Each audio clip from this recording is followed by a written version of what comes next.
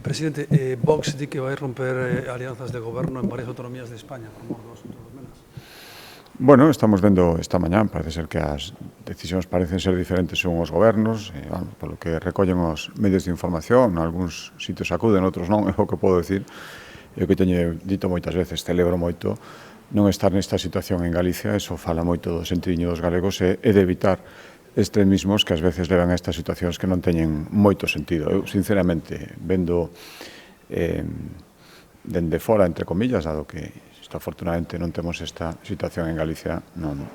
parece ter ningún sentido que por simplemente ser solidarios e reclamar unha planificación da política migratoria do Goberno de España, pero aceptar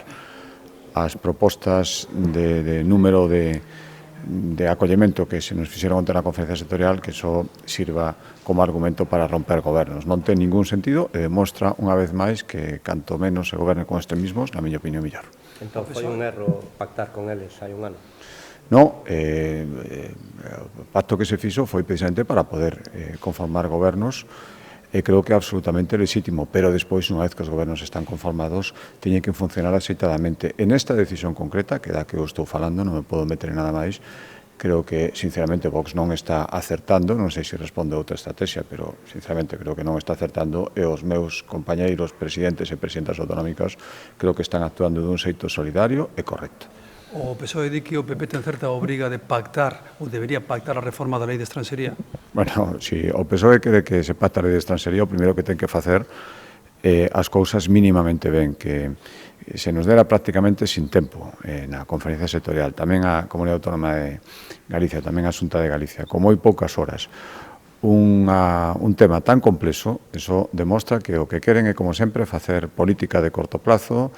e non realmente chegar a acordos. Insisto, se hai que facer cambios, o que hai que facer é falalos con tempo, planificalos e chegar a conclusións e a acordos si procede despois de saber realmente o que estamos pactando e escoitarnos a todos. E iso non pasa porque se nos entregue o texto que se pretende aprobar con apenas unhas horas. Non ten ningún sentido e eu agardo que o Partido Socialista se dé conta de que aquí estamos falando de cuestións sociais moi importantes, que non faga esa política de corto plazo a que cada vez nos ten máis acostumbrado.